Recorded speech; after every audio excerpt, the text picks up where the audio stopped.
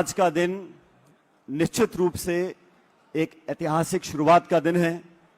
आप सब लोग अलग अलग राज्यों से, असम से, कर्नाटक से, तमिलनाडु से, तेलंगाना से, उत्तर प्रदेश, बिहार, हर जगह से आज यहाँ मौजूद हैं।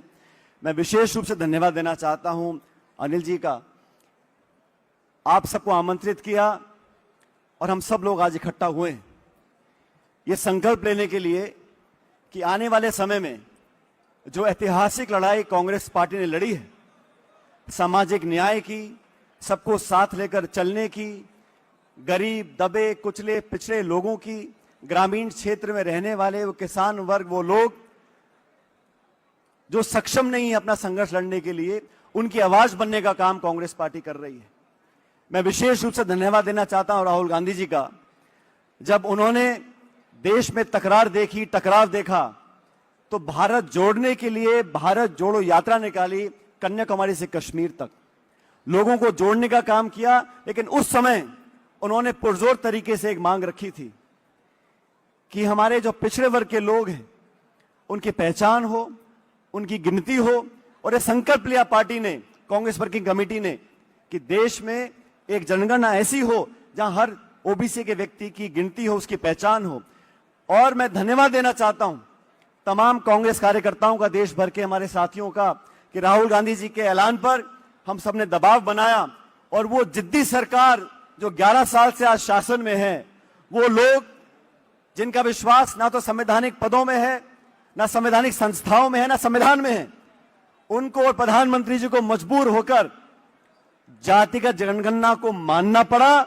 और मैं स्पष्ट करना चाहता हूं, राहुल गांधी जी ने जब कहा कि हमें जनगणना चाहिए, तो जनगणना में एक कॉलम लगाकर व्यक्ति की जाति पूछ ली जाए, ये हमारा उद्देश्य नहीं था। हमारा उद्देश्य तो यह है, जैसा हमने तेलंगाना में किया है, ओबीसी के हमारे साथी परिवार किस परिपेक्ष में रह रहे हैं, किस शिक्षा को ग्रहण कर रहे हैं, कितनी उनकी आमदनी है, कितनी भागीदारी है, कितनी योजना वहां तक पहुंच चुकी है, पहुंचने जा रही है, उसका पूरा खाका तैयार हो, ताकि बजट आवंटन में, नीति निर्माण में, गवर्नेंस में उनको हम टारगेट कर सकें। गरीबों को, पिछड़े वर्ग को आवाज देने का काम कांग्रेस पार्टी ने हमेशा किया है।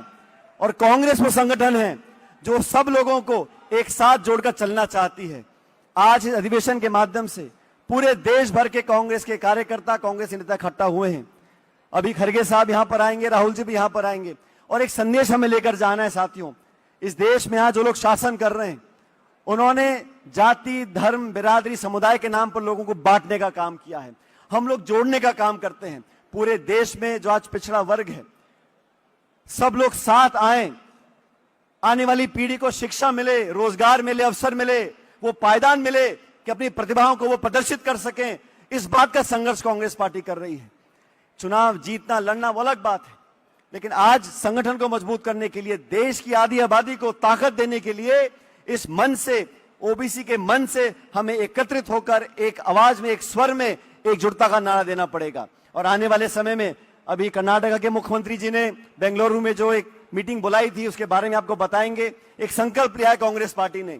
वो लोग जिनकी आवाज सुनी नहीं जा रही, वो खाई जो बढ़ गई है अमीर गरीब की, गांव और शहर की, उस खाई को कम करने के लिए पिछड़े वर्ग में बहुत सारे समाज के लोग हैं। देश भर में जनगणना में आखिरी आंकड़े सामने आएंगे, लेकिन आधी से ज्यादा आबादी आज पिछड़ा वर्ग की है। उनको संगठित करें, उनको सम्मिलित करें, उनको संयोजित कर कर आगे बढ़ने का काम कांग्रेस पार्टी ने बीड़ा उठाया है। और राहुल गांधी जी ने तमाम कठिनाइयों के बावजूद, तमाम आपत्तियों के बावजूद ओबीसी, पिछड़ा, किसान, गरीब के बारे में उठाने का काम किया है। मैं इस मन से सादर धन्यवाद देना चाहता हूं राहुल गांधी जी का, कि ओबीसी ने पहले भी यहां पर कार्यक्रम किए, लेकिन अनिल जी को, तमाम नेताओं को जो प्रोत्साहन मिला, इतना बड़ा आयोजन पूरे देश में, आज पूरे देश की निगाह आज दिल्ली पे है, वो राहुल गांधी जी की प्रेरणा से है और खड़गे जी के सानिध्य से है। मैं बहुत बहुत धन्यवाद देना चाहता हूं और आप सब लोगों को यहां पर आने का बहुत बहुत साधुवाद देता हूं। बहुत बहुत शुक्रिया। जय हिंद।